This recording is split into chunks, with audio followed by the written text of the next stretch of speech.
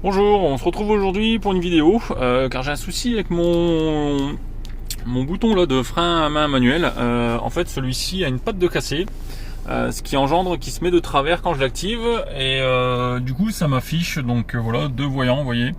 Donc ceci voilà.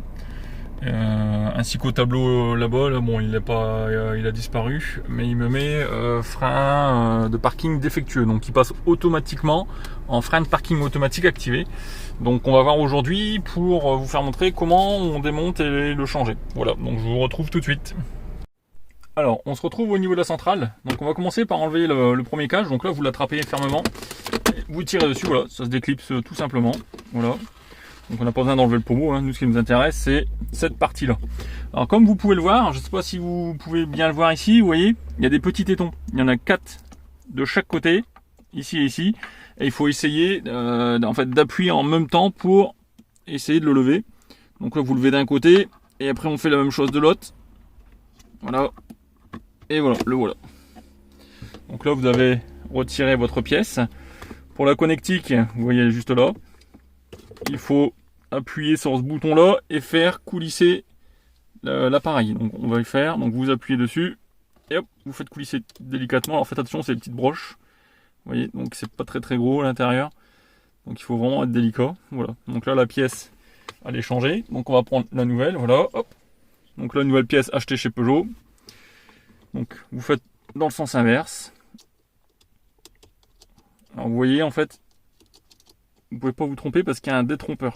Donc vous pouvez pas le mettre dans un certain sens. Donc si vous voyez, on le retourne. Voilà, le détrompeur, il est là. Et là, hop, vous le clipsez. Voilà. Vous reclipsez l'interrupteur à l'intérieur avec les clics. Voilà, impeccable. Et là, vous remboîtez le tout. Voilà. C'est juste du plastique clipsé, hein, donc faut pas d'outils spécifiques. Voilà. Donc là, je vais vous mettre sur pause et on se retrouve au démarrage du véhicule. A tout de suite. Donc voilà, donc on se retrouve dans le véhicule, on va mettre en route hein, pour se rendre compte que celui-ci va fonctionner. Donc là, il m'a mis le défaut toujours. Donc il faut le temps qu'il fait une réinitialisation. Donc là, on va démarrer. Donc là, on va éteindre.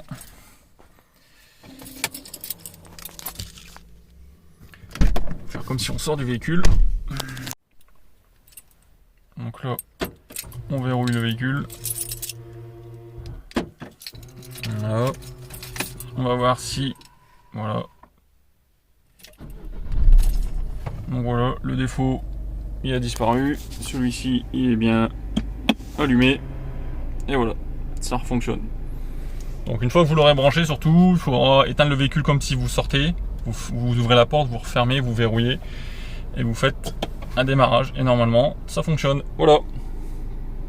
À bientôt dans les prochaines vidéos.